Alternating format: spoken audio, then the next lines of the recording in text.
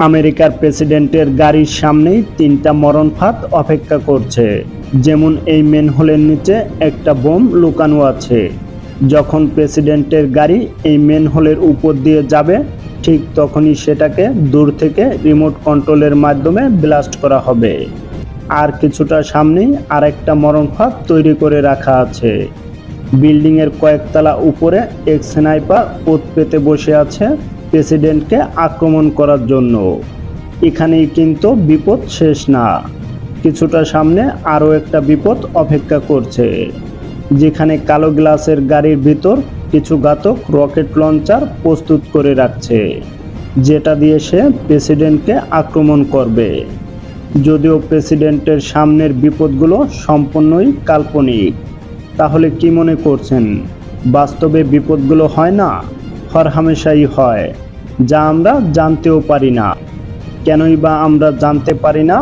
আর প্রেসিডেন্টের এসব মরণ ফাঁদ থেকে কিভাবে তার বডিগার্ডরা রক্ষা করে, তা কিছু সময়ের মধ্যেই জানতে পারবেন।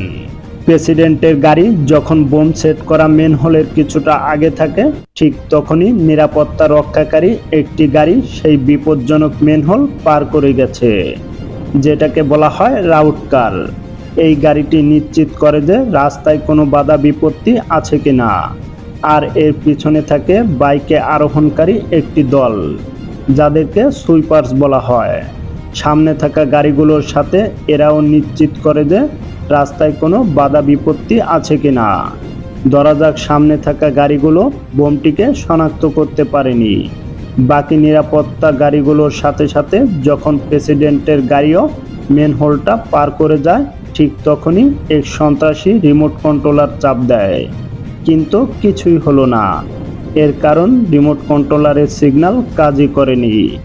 আসল ব্যাপারটা হলো এর পিছনেও দায়ী প্রেসিডেন্টের গাড়ি।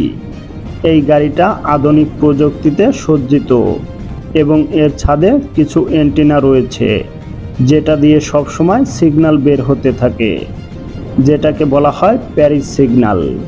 সত্যি বলতে এই সিগন্যালগুলো এত বেশি শক্তিশালী যে তখন গাড়ির আশেপাশে থাকা কোনো সিগন্যালই কাজ করে না।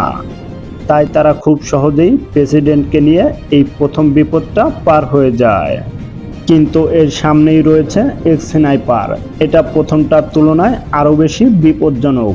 এখন কি হবে ভাবতে পারছেন? ইলেকট্রনিক কাউন্টার মেজাজ সাবারমান গাড়ির পিছনেই প্রেসিডেন্টের গাড়ি, যেটার ডাকনাম দ্য বিস্ট। মজার ব্যাপার হলো একই রকম দেখতে দুটি গাড়ি থাকে, বাহির থেকে কেউ শনাক্তই করতে পারবে না যে কোনটা আসলে প্রেসিডেন্টের গাড়ি। আর এর পিছনে দুটি গাড়িতে প্রেসিডেন্টের গুরুত্বপূর্ণ এবং কাছের সিকিউরিটি থাকে, যারা যে কোনো মুহূর্তে নিরাপত্তা দিতে প্রস্তুত থাকে। এদেরকে হাফ ব্যাক বলা হয়। পরিস্থিতি যতই বিপজ্জনক হোক না কেন, এরা কখনোই প্রেসিডেন্টের সঙ্গ ছাড়বে না। আর তার পরের গাড়িগুলোতেই কাউন্টার অ্যাসাল্ট টিম থাকে, আর এদের কাছে সব ধরনের বিপদ মোকাবেলা করার জন্য ভারী অস্ত্র থাকে।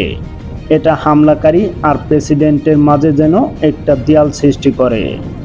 আর এর পিছনেই থাকে কন্ট্রোল কার এবং সাপোর্ট কার নামে দুটো গাড়ি। এর ভিতরে প্রয়োজনীয় জিনিসপত্র আর প্রেসিডেন্টের নিজস্ব চিকিৎসক থাকে। তারা কেউই জানে না সামনে কী ধরনের বিপদ হতে পারে। যখন প্রেসিডেন্টের গাড়িবহর স্নাইপারের সেই টার্গেট বরাবর এসে পৌঁছায়, তখন স্নাইপার সঠিক লক্ষ্যে গুলি ছুড়ে। ঠিক এমন দৃশ্য 1963 সালের ঘটনা মনে করিয়ে দেয়, যখন তৎকালীন প্রেসিডেন্ট জন তার গাড়িবহর নিয়ে যাওয়ার সময় আততায়ীর আক্রমণে নিহত হয়। আর সে সময়ের পর থেকে এখন পর্যন্ত প্রেসিডেন্টের গাড়িতে অনেক রকম আধুনিক প্রযুক্তি ব্যবহার করা হয়েছে। জনের সেই ব্যবহৃত গাড়িটা 1961 সালের ভার্সন ছিল। সেই গাড়ির ছাদ সম্পূর্ণ ওপেন করা যেত। আর গাড়ির ডিজাইন এমনটা করা হয়েছিল জনের সিদ্ধান্তেই, কারণ জন চেয়েছিল তাকে যেন জনগণের কাছের মানুষ মনে হয়। আর এই ডিজাইনই জনের বিপদের মূল কারণ হয়ে দাঁড়ায়। তারপর জনের মৃত্যুর পর থেকে এই গাড়িতে ব্যাপক পরিবর্তন আনা হয়েছিল। যেমন সম্পূর্ণ গাড়িটা বুলেট প্রুফ গ্লাস দিয়ে ঢেকে দেওয়া হয়েছিল, সেই সাথে গাড়িতে টাইটেনিয়াম প্রোটেক্টর ব্যবহার করা হয়। তাই আমেরিকার প্রেসিডেন্টের গাড়িটাতে এখন এমন রূপ দেওয়া হয়েছে যে এটা যে কোনো আক্রমণ মোকাবেলা করতে সক্ষম। স্নাইপারের বুলেটের কোনো সম্ভাবনাই নেই এই বুলেট প্রুফ গ্লাসের জানালা ভেদ করে প্রেসিডেন্টের শরীরে আঘাত করা।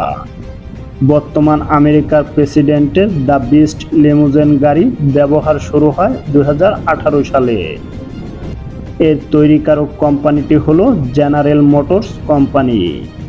এর ওজন প্রায় 7000 কেজিরও বেশি।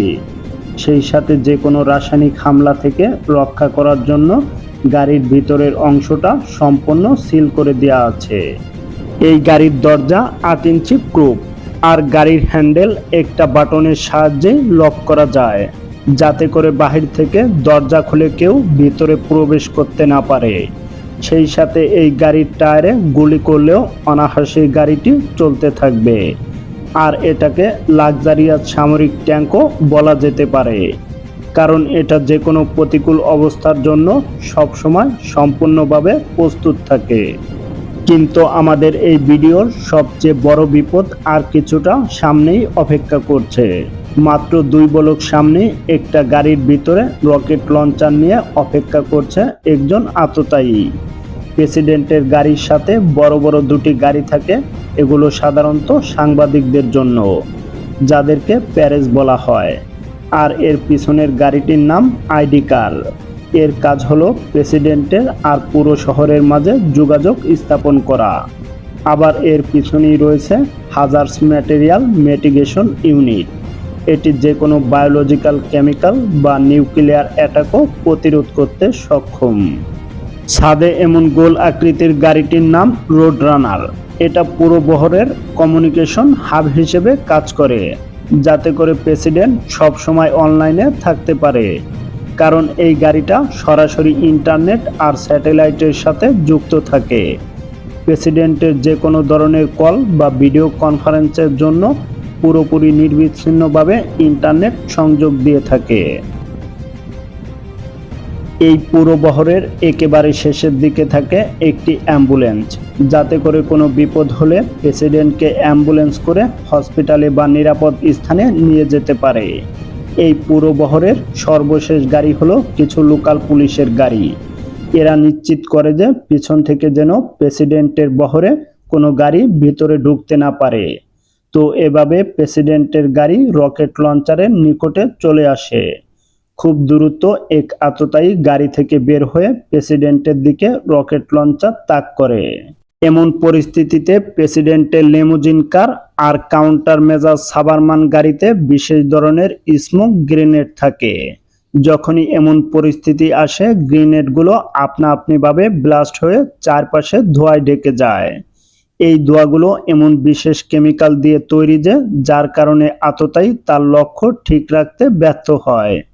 এভাবেই প্রেসিডেন্টের গাড়ি সেই সর্বোচ্চ বিপজ্জনক এরিয়াও পার হয়ে চলে আসে।